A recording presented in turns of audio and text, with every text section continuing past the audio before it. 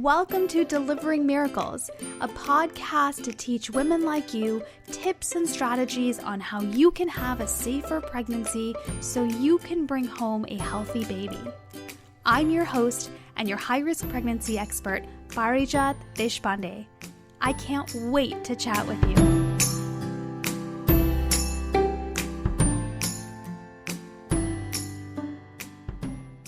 I will never tell you that you're not broken. That's exactly what I told a client of mine recently during a session when she was talking about how broken she feels because she went through infertility and now she has pregnancy complications, and she said, I just feel broken. And then she stopped herself and she went, I mean, anonymous, so I'm not supposed to say that. I told her, I will never tell you to not say that. I will never tell you that you're not broken. And she was so taken aback by that comment that she literally stopped talking and she just stared at me. You know, I do my sessions on video chat so she could see me. She stopped talking to just read my face to see if I was serious. Like, was this a test? Was I just throwing something out there to see how she's going to react? Like, why am I saying this? It was so shocking to her to hear that when everyone around her was saying the opposite. And it might be shocking for you to hear that too, because everyone around you is probably also telling you the same. From friends to family to all the self-help blogs and books you might be reading, to therapists that you're seeing, to the motivational quotes that you're reading, everybody tells you that your words impact your reality, and so how you talk shapes your life. So be careful with what you say. I read a quote recently by Wallace Wattles where he said, to think what you want to think is to think the truth regardless of appearances. Essentially saying that what you think or what you say becomes the truth. And I agree to an extent. I mean, if you constantly berate yourself, if you tell yourself, I can't do this, I can't lose weight, I can't get pregnant, I'm a bad mother, if you say that constantly and you believe it,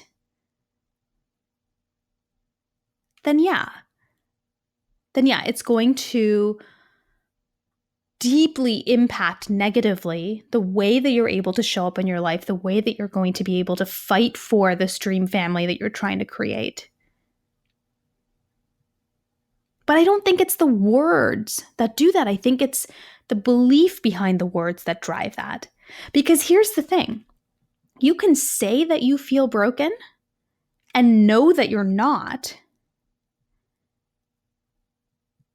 and still have that shape your reality in a completely different way.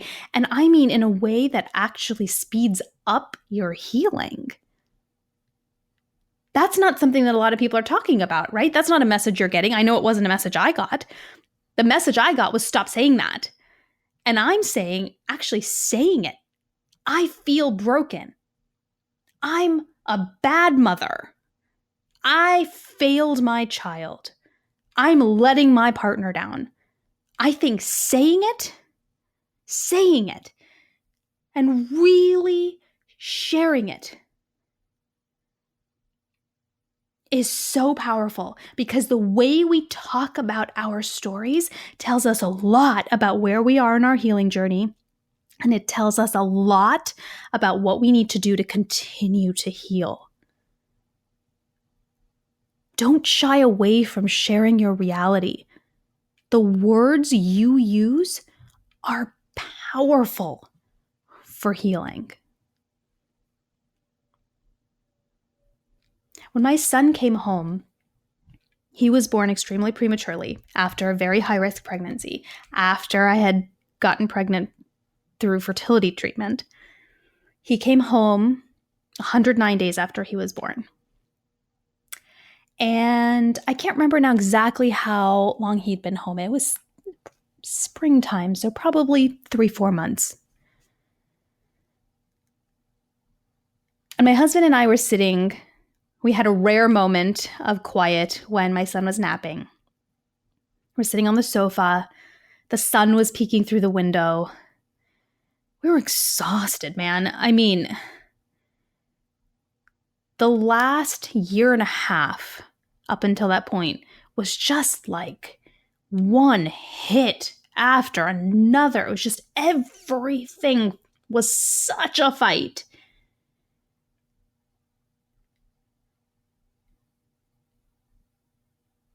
And I sat there and I remember I just felt the tears just come. We weren't saying anything. We're sitting in quiet, in silence. And something about that silence created this safe place for me to lean into the emotions that I had been carrying that didn't have the luxury to express up until then. And of course, the tears worried him. He looked over at me and he goes, "Oh my gosh, what's wrong? What happened?" And I remember sitting there in my cozy gray sweatshirt, my fleece pants, which had become my mom attire. It was covered in milk and formula and all kinds of baby fluid. And through my tears, I remember telling him, "I'm broken. My body doesn't work." And he jumped in really fast and said, "No, you're not broken. Don't say that. You did a fantastic job of keeping him alive. The doctors are saying that. The nurses told you that. If it weren't for you, he wouldn't be here, but you did so much to help yourself stay pregnant. You're not broken. You kept him alive."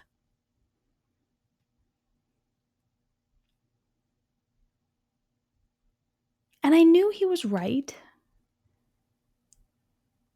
I knew he was right. I did do a lot. But I felt he was missing the point. Because anytime that I tried to explain this, the words that kept coming out were, "I'm broken." And in a previous episode, I know I shared with you the conversation I had with him. This was a conversation we had multiple times, right? This was just one of many. And there were other times when I would tell him, I would challenge him, and I would say, if a microwave doesn't heat your food, what do you call the microwave? Broken. It's not doing what it's supposed to. I can't get pregnant. I can't stay pregnant. I'm broken. And the answer was always, "No, you're not. No, you're not. Don't think of it that way. Don't say it that way." Everyone tries to put band-aids on it. Or actually, more accurately, they try to make it nicer. Right? They try to smooth the edges. They try to put some flowers on it. They try to make it smell nice. No, look, it's not that bad. It's actually different. But that wasn't the point. I know I'm not broken. But I felt it. And the reason that I kept saying it was because I wanted people to understand how I felt. I didn't need somebody to fix me. I knew much of it wasn't anything that can be fixed anyway, but it wasn't the fixing. It was that I was trying to find my footing on my healing journey so that I could take the next step forward. If you keep telling me I'm not broken when I'm telling you that's how it feels, then I never get my feet on the ground to take the next step. You keep pushing me forward when I'm not there yet. This healing has to come at our own pace, and it has to begin wherever we are. I so appreciated his support and how positively he viewed our experience, how highly he thought of me. I'm so forever grateful for that, because I know he could have gotten really resentful. I know that medical crises like this can really get in the way between relationships. It can be really challenging. And so I'm forever grateful for that. But what I wanted, and what likely you are looking for when you say these words, is for somebody to get it and to give you the permission to be right where you are. To try to make sense of the fact that your body couldn't do what you wanted it to do. There is absolutely nothing wrong with that.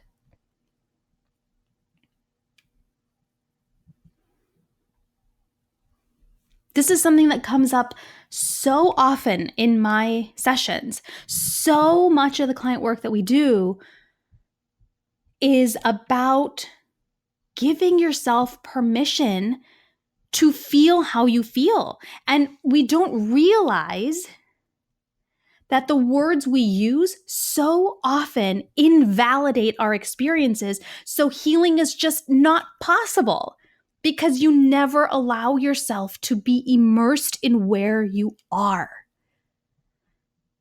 Many of my clients, not all, but many of them, say, hey, I reached out to you because I know I need help. I'm okay, but I know that I'm feeling extra anxious, or I know I'm feeling extra down, or whatever it is. There's that I'm okay. And the first piece of work that we need to do is to take that out of your vocabulary, because what if you're not? Why is that so bad? By saying that to yourself, you're preventing yourself from truly healing, which is actually why these women reach out to me in the first place, which is why we say these things to our loved ones, because in a way, our words are our realities, which is we're trying to find a way to heal. We're trying to land on our healing journey.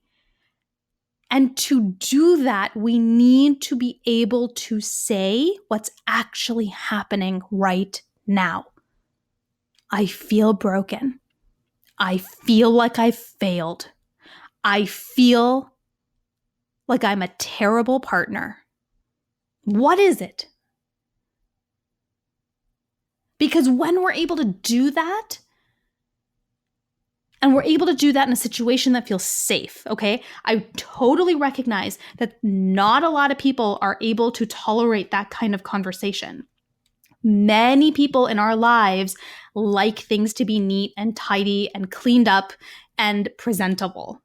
And so you say something like this, and I know you've experienced it too. You tell them the reality and they go, oh no, it's not that bad. Don't say that. Oh, come on, give yourself more credit. And then you know that that person can't tolerate your reality, and that's okay. Not everybody has to. Not everybody has to. It starts with you first. You've got to tolerate it first. And then you find the 1, 2, 3, however many people who can tolerate it with you, who can hold that with you. Because when we're able to really fully embrace how it is right now, all of a sudden, it's like the landscape becomes clear. It's like the fog disappears, and all of a sudden we see what's around us. We see where we are on our journey, and then we know how to plan the next few steps on how to move forward towards healing. Until then, it's just a big, cloudy, foggy mess that we can't see through. And so you have no idea if what you're doing is actually helping, because you don't know what direction you're going in. Right? I know for a lot of my clients, and I can speak personally for myself too, that when you're able to describe it the way it really is and how it really truly feels in a situation that feels safe, that's when the door to healing finally unlocks, because you see that you don't fall apart when you call it like it is. That's the fear, right? That if I really acknowledge how it is, maybe it's too big. It's too scary. I'm not going to know what to do with it. And so I'm going to try to keep it wrapped up and tight and completely closed off so that I won't fall apart. There's such a fear of allowing us to really feel it when holding it in is actually what's doing all the damage. That's what's doing all the damage. That's what makes us unable to handle more things that go wrong, because they will. They will. You'll get sick during pregnancy. Your kid will get sick when after they're born. Things might happen to the house and might break down. Something might happen with your family. That's life. And being able to cope with that really depends on our ability to let go of the things that we don't need to hold on to anymore. And that includes these very real feelings. And what those feelings are, they're coming out in the way you talk about your story. This happens a lot with preemie moms, especially. I worked with several postpartum women who delivered preterm, anywhere from a few weeks to several months preterm. And a really common theme amongst preemie moms, and I can really attest to this personally, is you feel like a failure. Your one job is to protect this child until 40 weeks. And your body couldn't do it. And that sense of failure comes out in so many different ways. For me, I never really had that conscious thought of I failed my baby, but it came out as a deep pressure on myself to do everything else perfectly to make up for the fact that he was born 15 and a half weeks early. For some, it is that conscious thought. I failed. I'm a bad mom. I'm not fit to be a mother. What did I do? There's a tremendous amount of guilt. And here's the thing, right? We're talking about words that we're using. If you believe that you are a failure, then that's a whole other problem, right? Then we've really got to work on something completely different. It's not about the words. It's about the belief behind it. But if you say, okay, I feel like a failure, I feel like I failed my baby, I feel like my body failed my baby, or whatever that is, you feel it, but you know you aren't, but you feel it anyway, then that's an invitation to look at the words and dig a bit deeper. What are the words trying to turn your attention to? What is that deeper feeling that you need to accept and understand?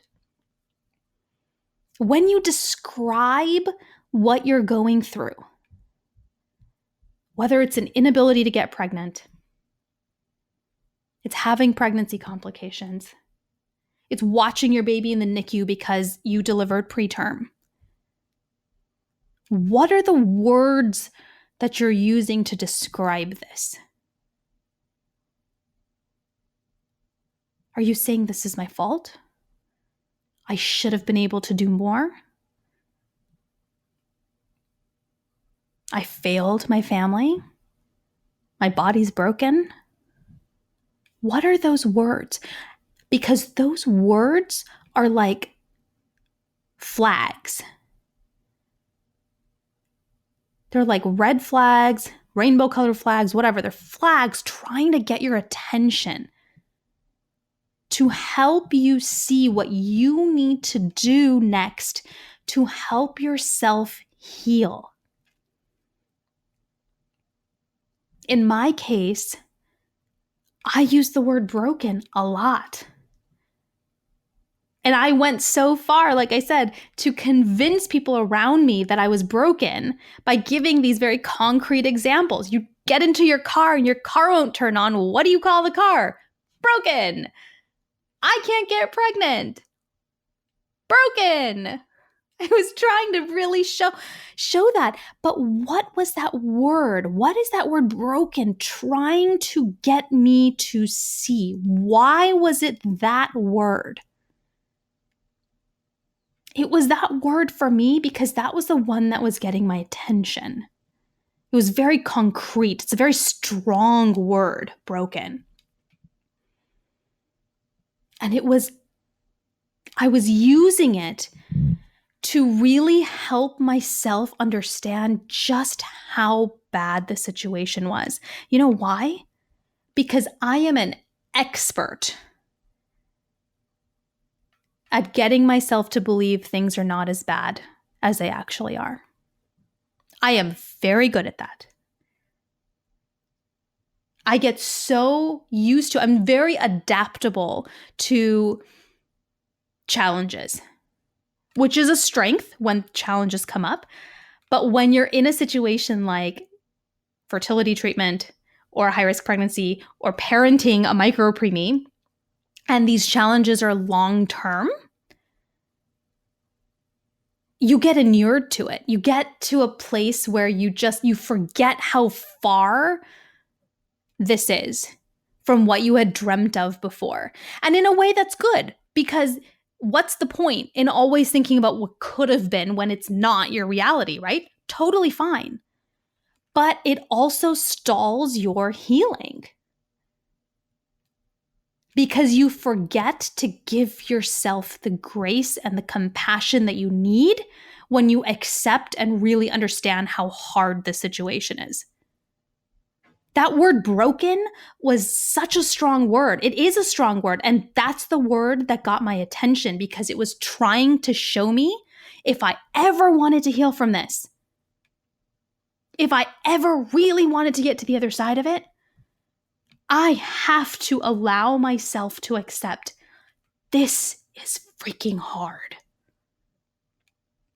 This is so unfair to me, to my family, to my child. This is devastating. This is not what I wanted. This is heartbreaking.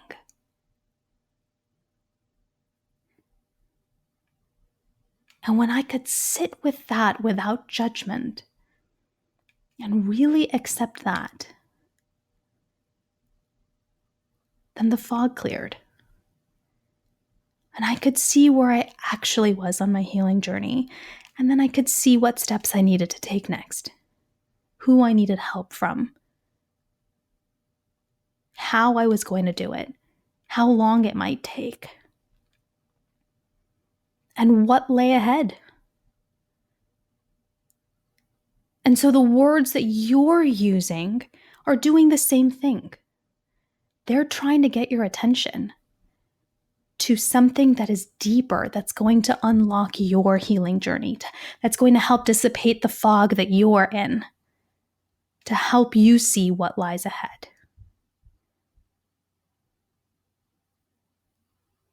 Don't shy away from sharing your reality. The words you use are so powerful for healing. Now, I know that it can be hard to do that sometimes. Where do you begin? How do you start? It's huge. This is so huge. This is more than you can even really wrap your head around. So as I tell my clients, I'll tell you, we start really simple. We have a tendency to overcomplicate things, especially when the situation is complicated. We think the solution has to be complicated too, and it doesn't. In fact, I strongly believe that the more complicated the situation is, the simpler the solution. Right? So you start here. When you are going through what you're going through, when you're having one of those days where you're not feeling particularly strong, you're not feeling particularly great or hopeful, pay attention to the words that you're using. Write them down. What are the thoughts that repeatedly come through your mind? I'm not strong enough for this. I'm not brave. I don't want to be brave. I feel alone. Nobody understands me. I'm broken. Everything falls apart. This is not going to work out. I have no hope. What is it? Totally unfiltered. Remove the judgment. Remove the people's voices that are in your head that are telling you you're not supposed to feel this way. And just write it down. And look at it. And instead of that pull of, I shouldn't feel this way, that's not nice, I'm not being very positive, that's a really horrible thing to say, oh my gosh, I'm a terrible person for thinking this, just look at it and breathe through it. Look at it, focus on it, and breathe. That's it. If you need, take a break from it and come back, because it can be really hard. This is something that we're trained not to be able to do. We hide our reality, we hide our truth, thinking that that's what helps us have the suit of armor to get through the difficult times. And it isn't. It actually puts a kink in that armor. It actually makes that armor weaker. So look at it, breathe through it, come back to it, and ask yourself, what are these words trying to get my attention to turn to? What is this telling me? Why these words? Why these words?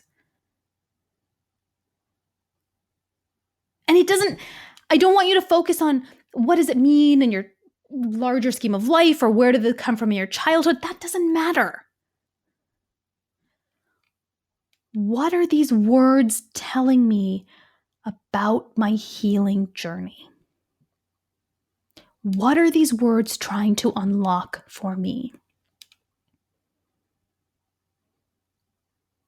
The best way to do that is one of two ways. Either ask yourself that and just free write. Free association, free writing, type it out, talk it out, write it out, whatever, and just see what comes up. Because when you do that, it unlocks your subconscious. It allows these thoughts that you're trying to filter, it allows them to flow without you thinking about it. Or if you're more visual, ask yourself that, breathe, and see what answer comes for you in the form of a vision, in the form of an image in your mind. The thing is, we always have the answers in us. Anytime we feel that we have questions, the answer is always there. It's a matter of tuning in and paying attention. So it's there. But allow yourself to think of those words that you're using as a clue that'll unlock the path to healing, a clue that is going to help dissipate that fog so you know exactly what to do next. Don't shy away from sharing your reality. The words you're using right now are extremely powerful for healing.